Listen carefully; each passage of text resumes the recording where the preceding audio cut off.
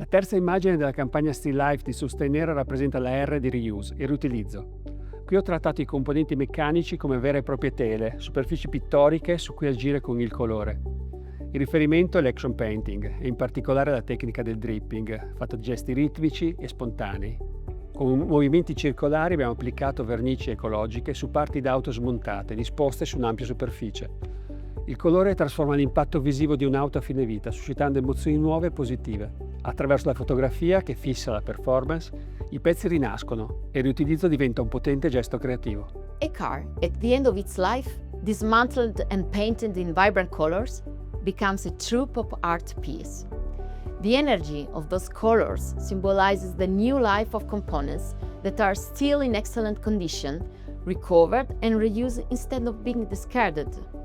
We wanted to show that reuse is a creative act capable of sparkling positive emotions.